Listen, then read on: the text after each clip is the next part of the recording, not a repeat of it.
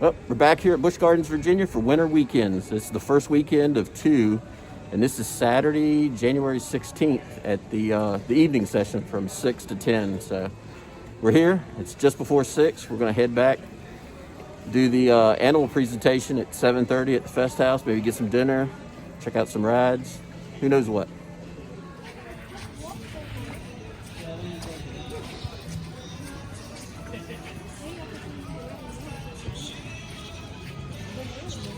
Huh? Hey, shit, dude. Take a look at the sweets. Hello.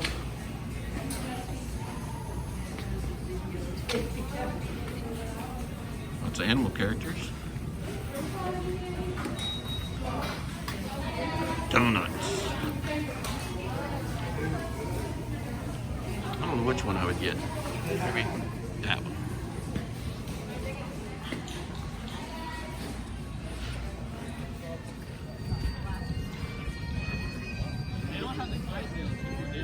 I gotta say, it's kind of weird. It's almost like the first night of Christmas Town. All the lights. It does seem weird seeing Christmas lights in the middle of January.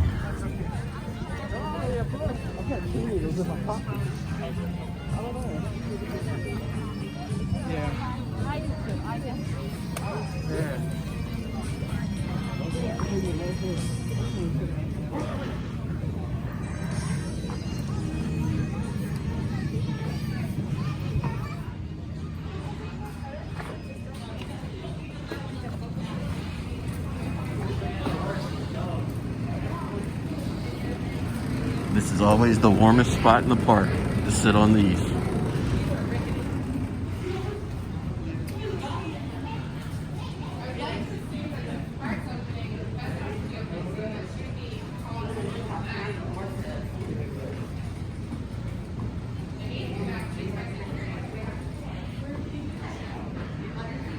Eddie.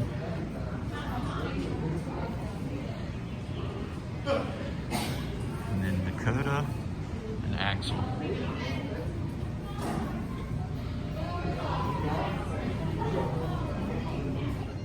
So here's the map for the winter weekends. It's only like half the park. No Italy over that way.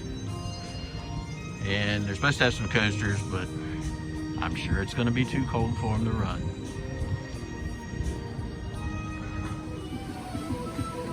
First country, heading into Ireland. And Finnegan Flyer's not running.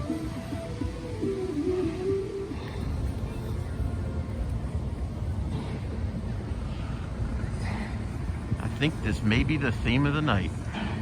Too cold.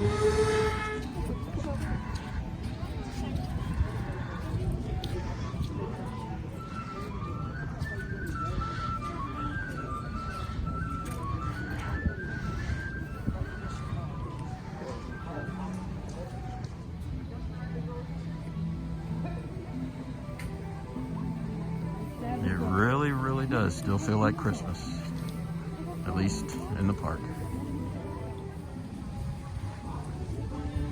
Frosty's still here. Certainly a very light crowd. We're at the very kind of beginning of the pack. There's not many people here so far. Busch Gardens Williamsburg is committed to the health and safety of all of our guests and employees. We have instituted new health and safety measures. It's like the Frites is open. For everyone 2 years or older, except while eating or drinking. Please be aware of physical distancing markers and keep 6 feet between your heart and others. We encourage you to frequently wash your hands and use hand sanitizer throughout your visit. Thank you for doing your part to keep our guests and ambassadors safe. So we were doing some shopping in this store, and I saw this price tag. I thought it was funny. Does that mean free? I don't even know what this is. Some trunk. Yeah. I just thought that was funny. All right, we're not doing dinner here, but I figured I'd take a picture of the menu. We're going to the Fest House, but if anybody was wondering, here's what they've got.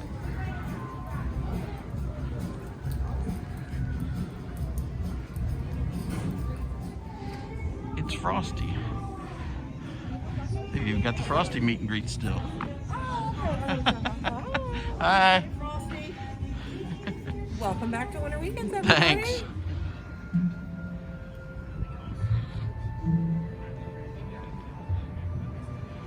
It is super calm and peaceful tonight, though. It's not that cold yet.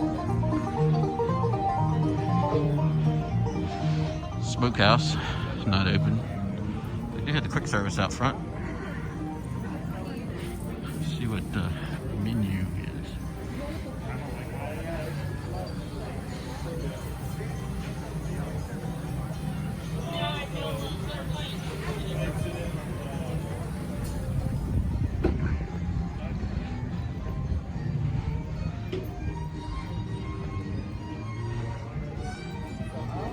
Guess we could go do the train.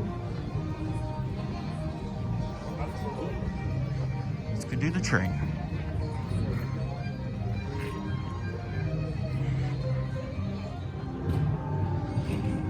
And Invader's closed too.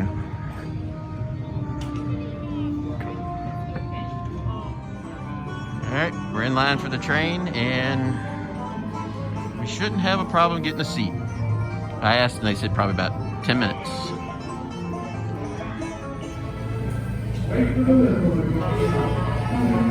Alright, train's here. I hope we get a seat. May want to be one of the very few people even on it. Ladies and gentlemen, welcome aboard. Please listen to the following safety announcements before we begin our journey. For your comfort and safety, please remain seated, keeping your head, hands, arms, and legs inside the train at all times. For those of you with small children, for their safety, we ask that you place them towards the center of the car seat and not on the outside edges. All aboard as we make our way to Tweed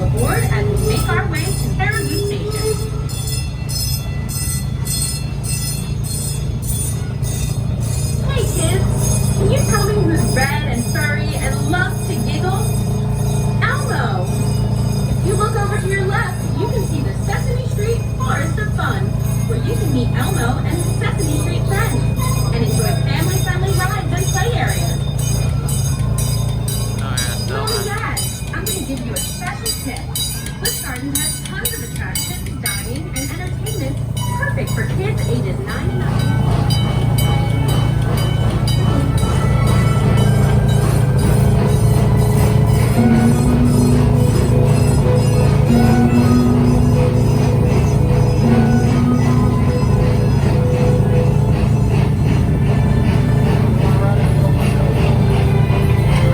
Looks like they are doing work on Pantheon Station.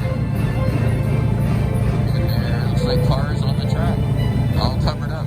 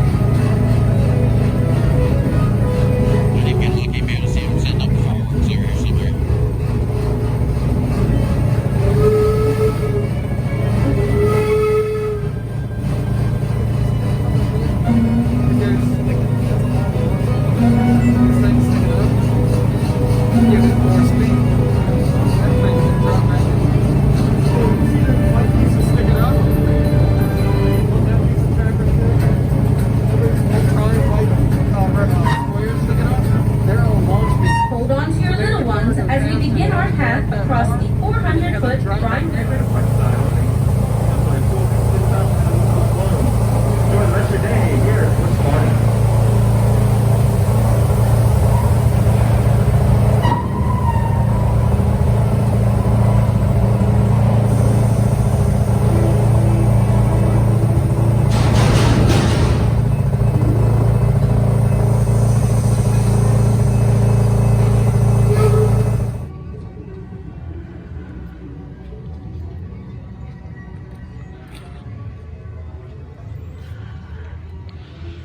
So quiet tonight. Let's check out the general store.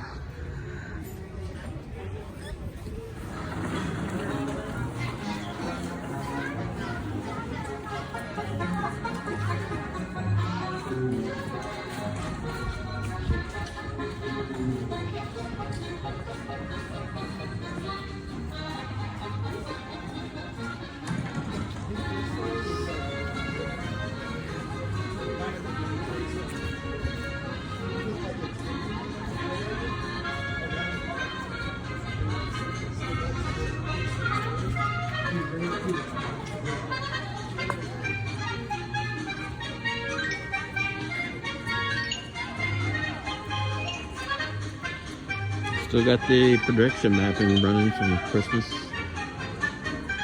Wonder if they're still selling cookies inside the gingerbread house.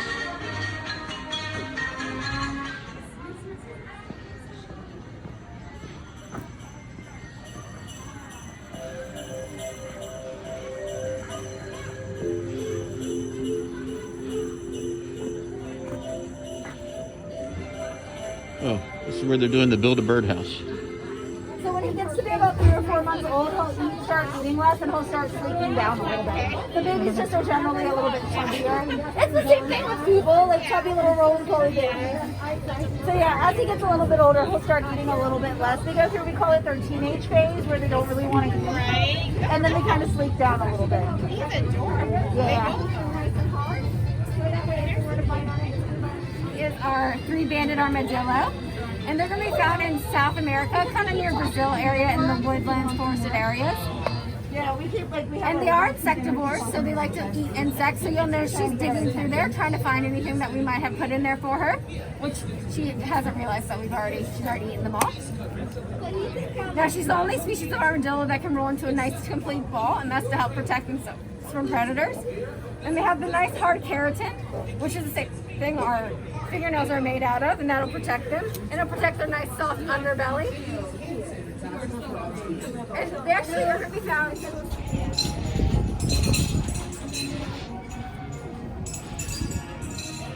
No more Christmas tree.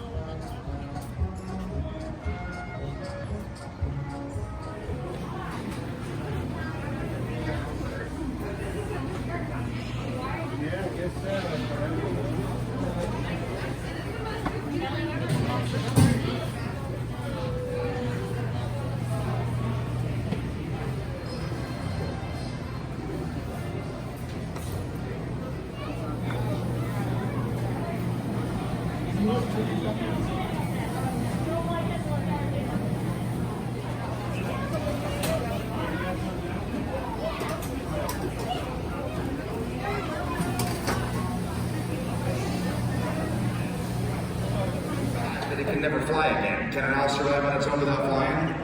No. It's coming to all the parks with some very special animals. All of our animals are part of the rescue that we do here. I don't know if you guys know this, but the Busch Gardens family of parks actually rescues and rehabilitates and releases more animals in distress than anybody else in America.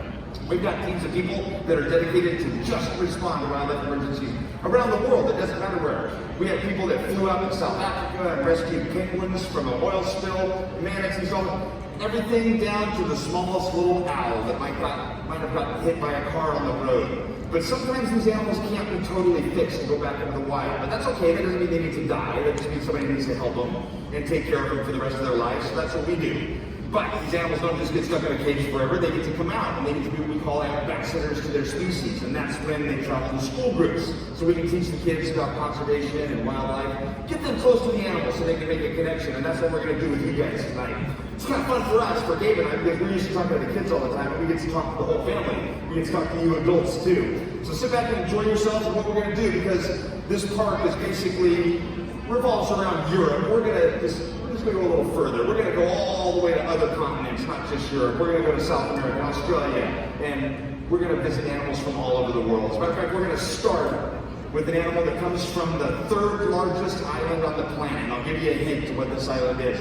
I'll sing their theme song, their national anthem. I like to move it. I like to... Yeah, Madagascar. Yeah. That was a scary sight. This is Ringo, and anybody know what Ringo is? He is a lemur, very good. Specifically, he's called the ring-tailed lemur, and I have no idea why they call him that. Now, the ring-tailed lemur, if you look just at his eyes, would you think he's awake in the day, or would you think he's awake at night?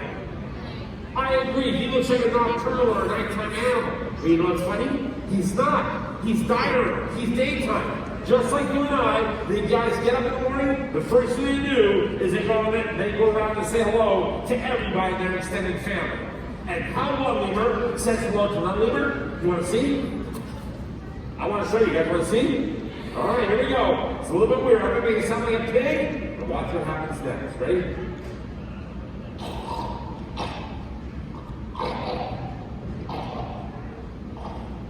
For sure, the last show of the day, you're not going to do it. Here we go. Well, if he's not going to do it, maybe you guys can. When turn to the person next to you, make a big grunt, and then lick each other's nose. That's how they say hello. They greet one another, and then they start to groom. They have 4 front teeth that form a comb, and they comb their fur. They keep that fur in perfect shape. Then they go looking for food, jumping from tree to tree, looking for fruits and flowers and leaves and buds. You have one G&X, amazing jumping ability. That little hop I showed you, that was nothing. He can launch himself from this table, and he can land on our photographer's head about 20 feet away. Now here's something a little bit more serious about lemurs.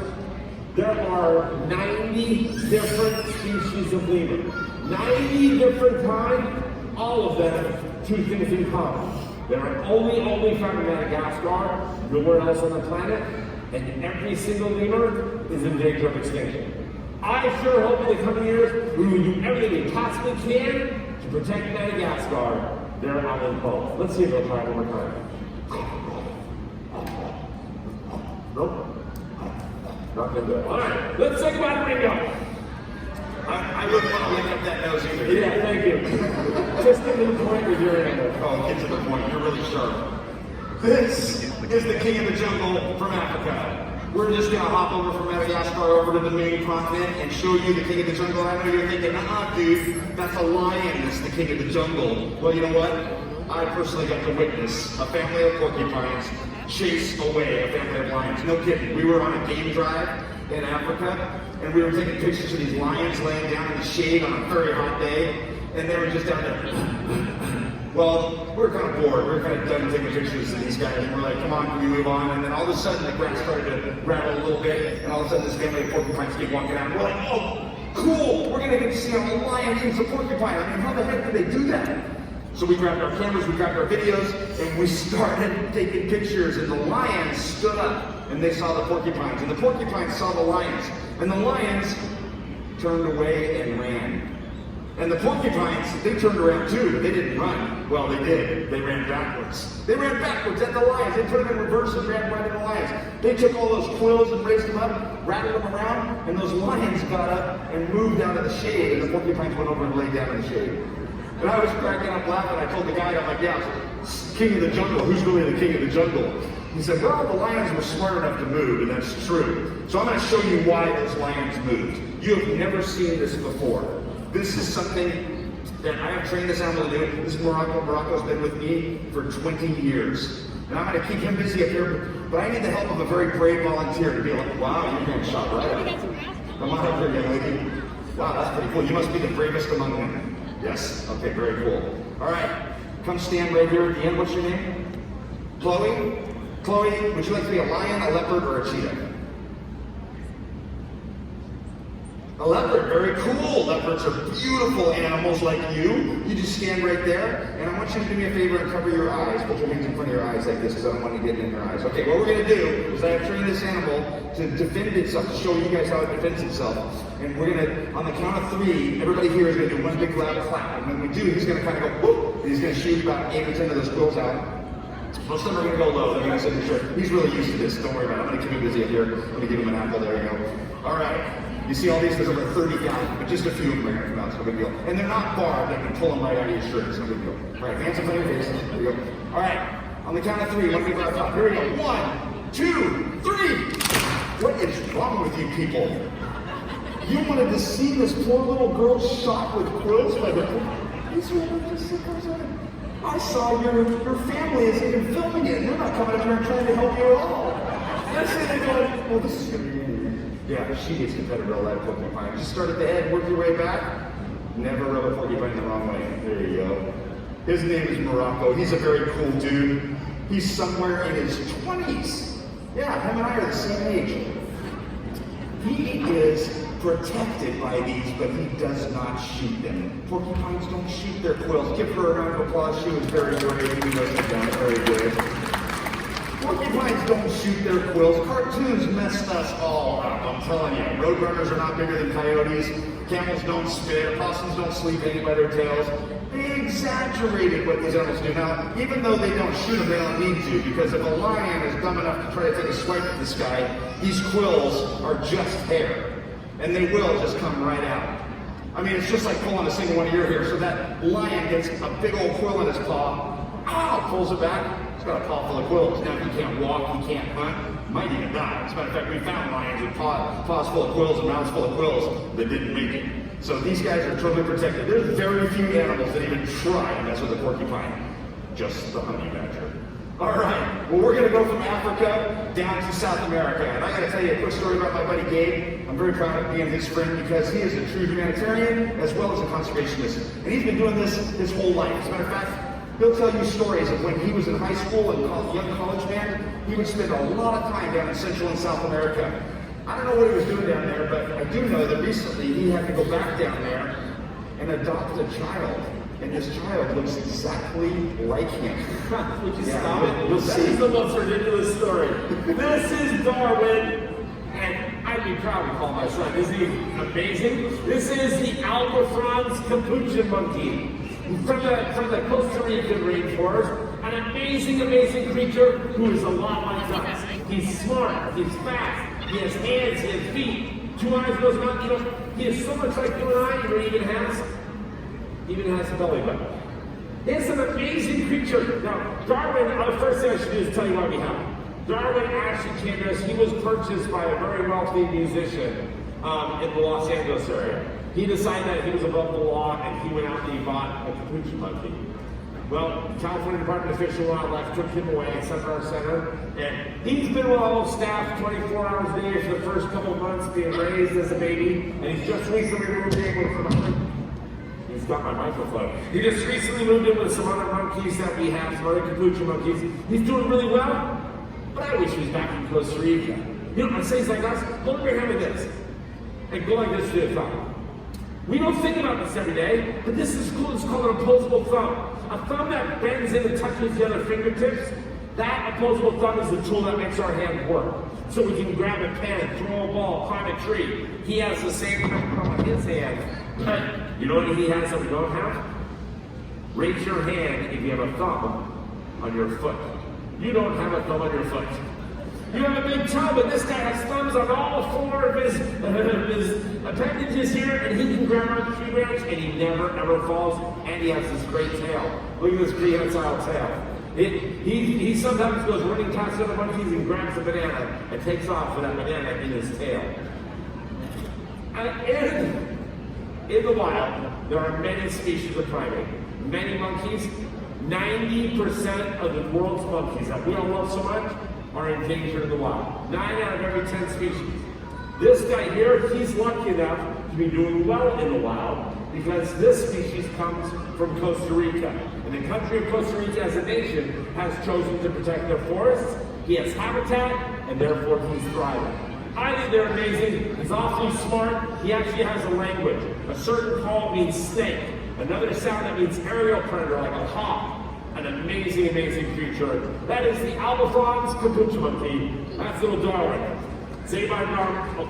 They do look alike though, don't they? You just come out here with a bag. That's it. It's not just a bag.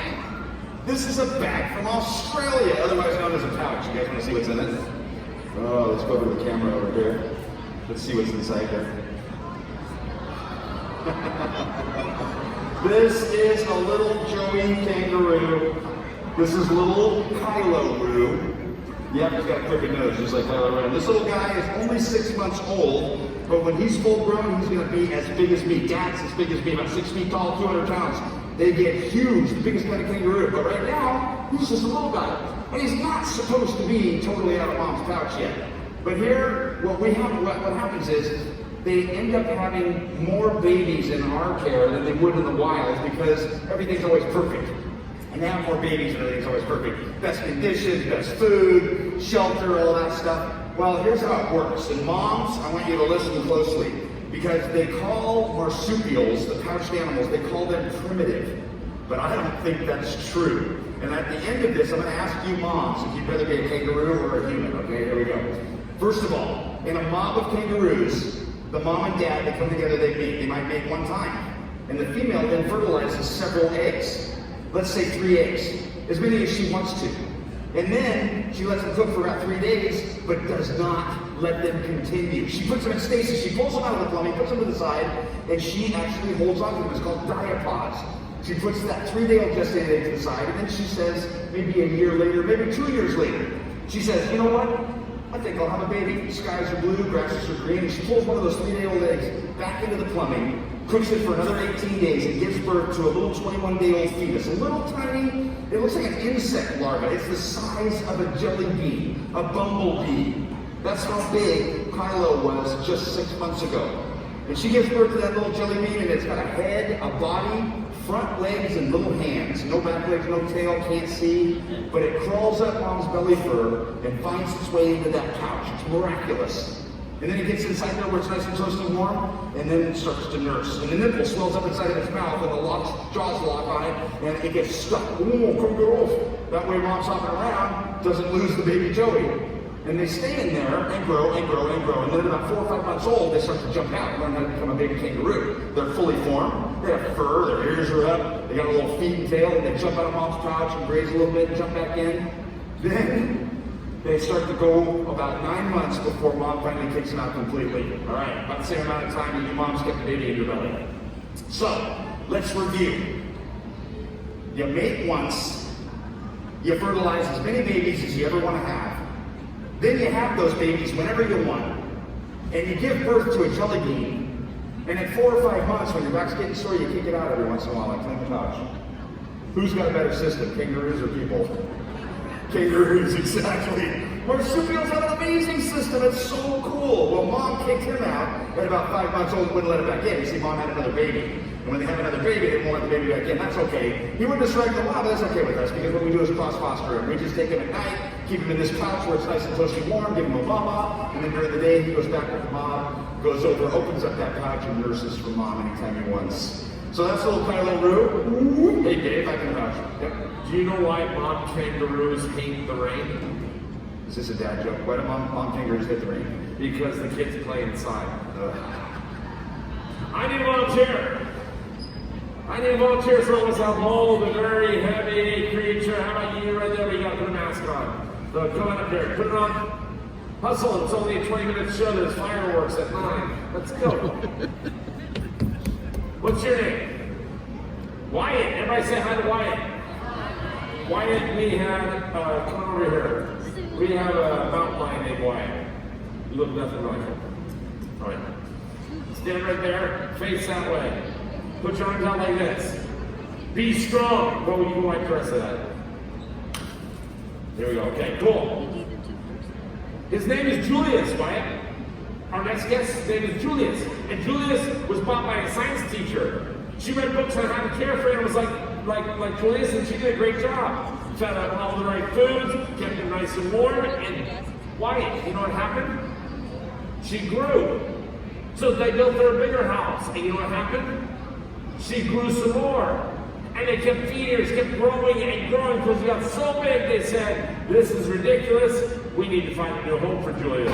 The full name is Julius Squeezer. Right now about 14 feet, 90 pounds, a beautiful Burmese python snake. What do you think, Wyatt?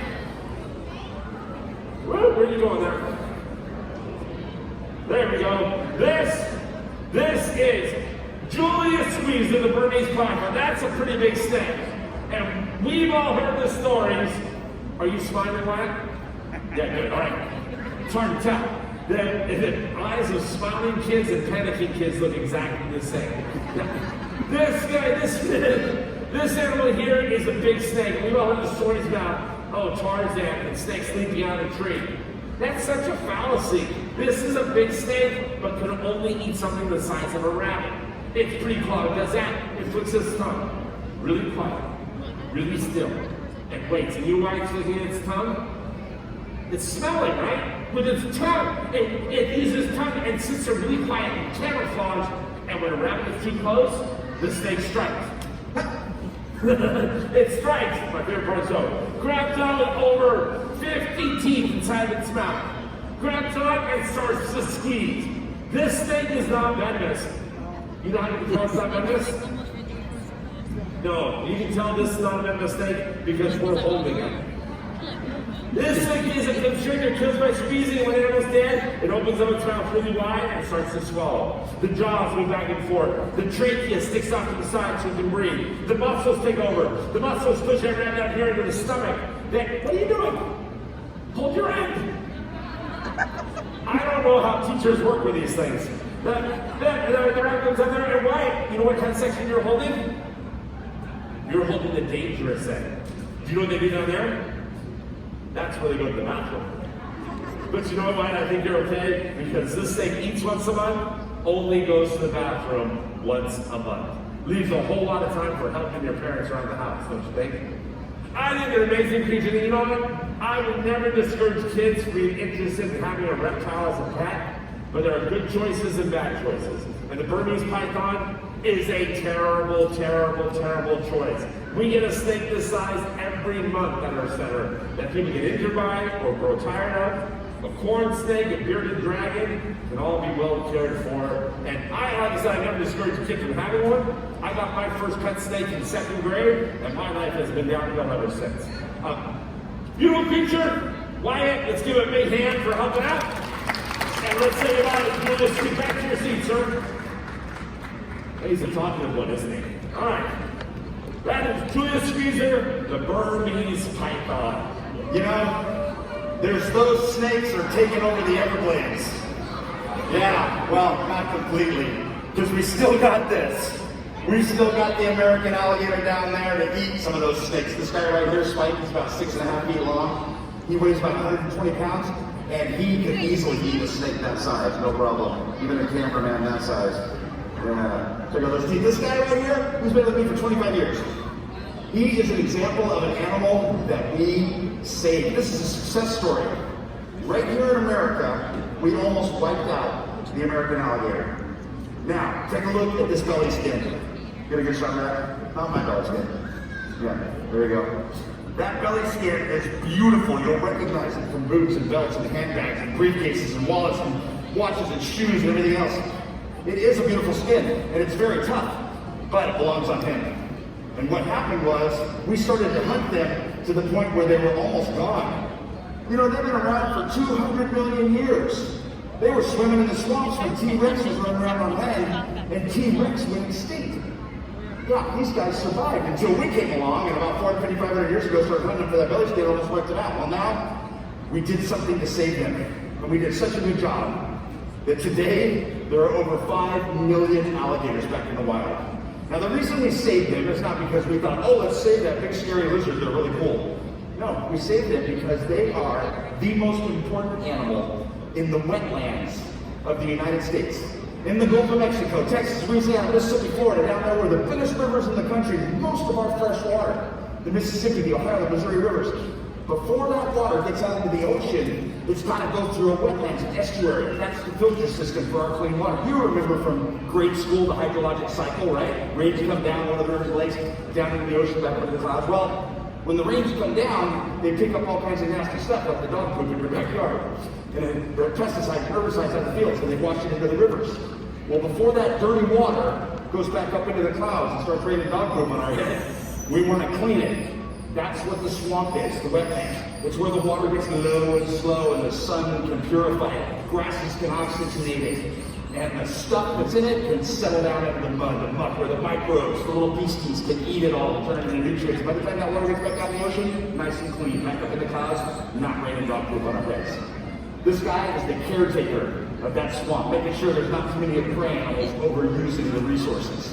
And when they were almost gone, the swamp was going to die. So we saved them, brought them back from the brink of extinction. Now you can drive about 2 hours from here in North Carolina and find alligators. Moving north, I think it's awesome. Finding them in places we've never had before, because we used our heads. You should be very proud as Americans. You should be very proud because we saved the American alligator. We saved the bald eagle, our national symbol. We saved the peregrine falcon. We're saving the condor. We saved the kid fox. I'm telling you, we're actually pretty good at it when we stop and use our heads. So this guy is going to be around for millions more years. Yeah. Do you know how an alligator got away with murder? No. How did the alligator get away with murder? The alligator got away with murder because the jury thought the evidence was a crop. Did you guys know those animals? I hope you did. I hope you learned something. Oh, guys, first say goodbye to Spike. Oh yeah, say goodbye to him properly. So, see you later. Wave. Good boy.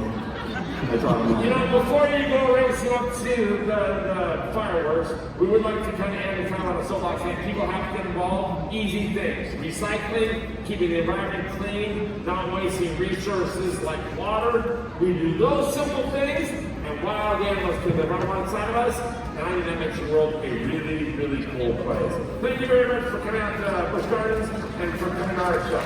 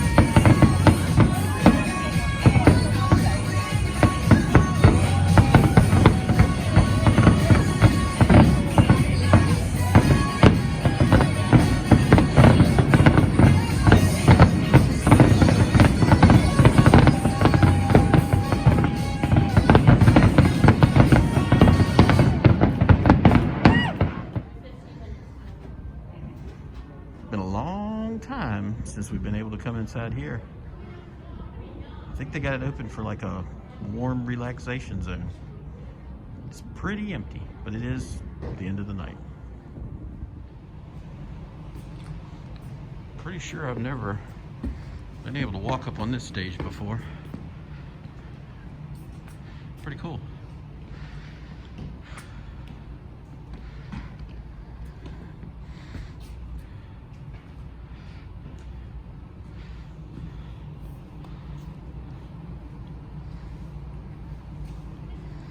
And at first I thought we weren't supposed to be up here, but there's a bunch of kids up here. And there was actually a lady, just like a cast member, team member, actually standing around watching them. On top of that, there was directional arrows on the floor, so we figured, why not?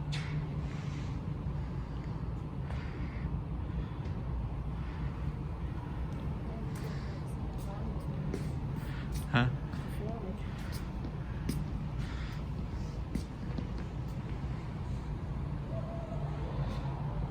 Well, I think that's going to do it here at Busch Gardens, Williamsburg. We rode the train, saw some animals we don't normally get to see up here, saw some fireworks, and had some good food.